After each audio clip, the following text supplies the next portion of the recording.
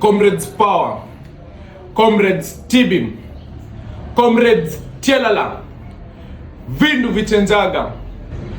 To the intellectual giants of the Technical University of Mombasa, from the concrete mutualist structures of Chuda, to the silent winding corridors of Kwale, all the way to the forgotten oceanic shores of Lamu.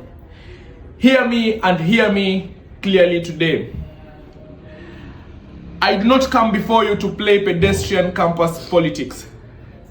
I come before you as the commander of the vanguard, the founder of the Greed Alliance, your absolute legal shield, and the ultimate nightmare to the intellectual dwarfs and the administrative psychopaths who have captured our beloved university.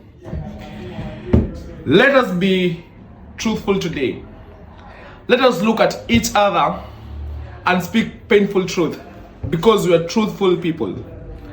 The truth of the matter is, it is very sad, a very dark day to be a comrade in this republic. Look at your lives. Look at your parents back home. The son of a peasant, the daughter of a widow. Your mother is selling a cow. Your father is drowning in loans just to keep in this institution. The national government has squeezed the life out of the common man. The economy is choking your neck. And when you thought you could find an intellectual sanctuary in this university, what does the administration do? They sit in air-conditioned boardrooms and conspire to raise your school fees. They want to tax your poverty. Article 43 of the Constitution of Kenya guarantees every citizen the right to education and the right to be free from hunger.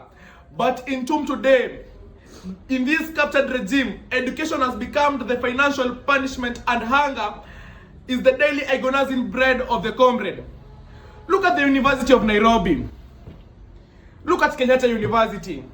The student union are fiercely and apologetically defended by their comrades. The facilities are functioning. Their students are respected by the state. But look at us. We are the oldest, most prestigious institution in this region. Yet we are rotting in the ruins of Student Center. Why? Because our union has been hijacked by a cartel of stomach-oriented politicians.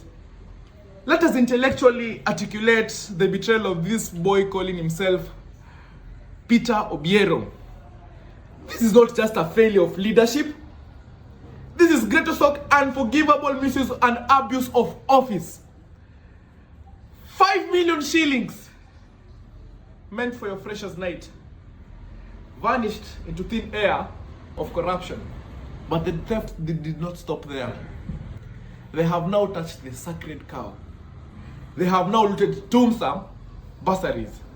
Money meant for the poorest comrade. Money meant for the orphan who sleeps hungry in the hostels. Swallowed by a puppet regime. Let me educate Mr. Obiero, because clearly he suffers from an acute deficit of legal comprehension. Section 11.2 of the TUM student handbooks does not offer suggestions. It detects the law. It's the law. Warrant it unequivocally classifies fraud, theft, and abuse of office as a very serious offense that warrants immediate expulsion. Section 7.5 demands that any student leader must uphold the absolute integrity specified in Chapter 6 of the Constitution. Obiero has not just stolen your money, he has stolen your future.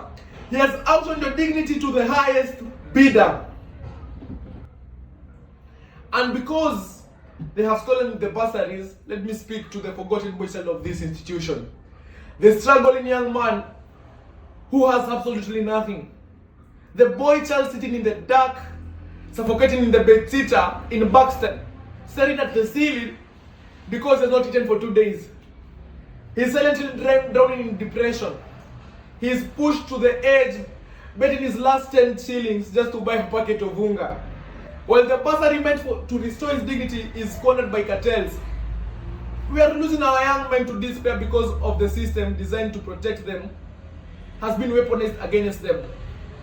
Let me speak to the darkest tragedy happening in our campus today. Let me speak of our sisters, the female comrades of this institution. Just weeks ago, we saw the headlines. We felt the tears. Comrades are being mugged. Comrades are being attacked. Female comrades are being murdered in the dark, called alleys of Chuda and Kwale. And you know why?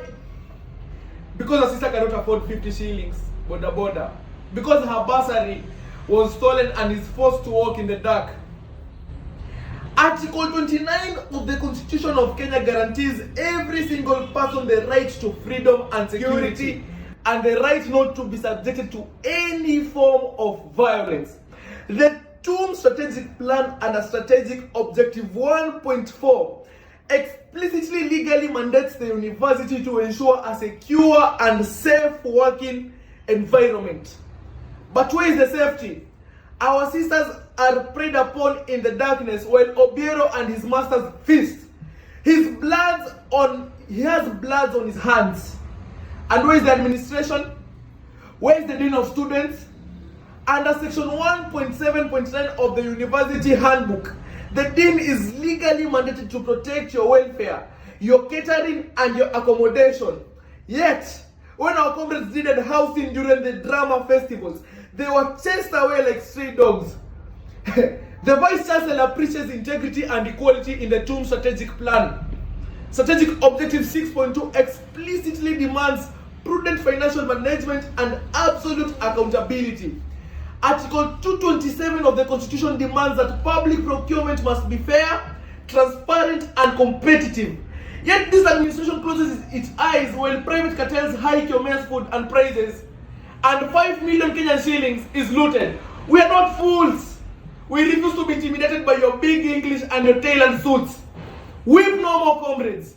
The days of suffering in silence, the days of operating from a point of disadvantage are officially over. I am here. Let me remind this administration of our sheer undeniable arithmetic.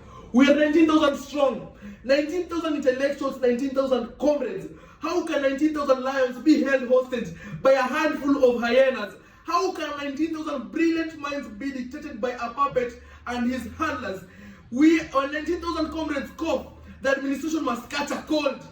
We are not just going to make noise in the streets. We are moving to the corridors of justice. My legal battalions are currently preparing to write a writ of mandamus at the High Court of Kenya. We are going to legally, forcefully compel the Vice Chancellor and the Dean of Students and the entire university administration to perform their statutory duties. We compel the courts and to freeze those TUMSA accounts, kick out those catering cartels, and institute a ruthless forensic audit. If they refuse, they will be taken for contempt of court and they will go to jail. Article 1 Clause 1 of the Constitution declares with supreme finality, all sovereign belongs to the people of Kenya. In this university, the comrades are the people. The power belongs to you. Obiero is a mere tenant in this office that you own, and his eviction notice has just been signed. Comrades, it's now or never. History is not made by cowards. If we back down today, your degree will become papers of oppression. If we flinch today, the comrade will forever be a beggar in his own territory. This is war for your very lives. Today we trigger the digital takeover. Sign the Defiance Manifest, forward it to every WhatsApp group, every hostel, every comrade you know. Let the ground shake from the coast to the capital. Let no boy child, let no sister, let no comrade be left behind. Let us show this administration once and for all that the Comrade Economy cannot be defeated. It cannot be intimidated and it cannot be bought. Jidu to Jidu, we endeavor and we ruthlessly achieve. Comrades to the ballot and to the barricades.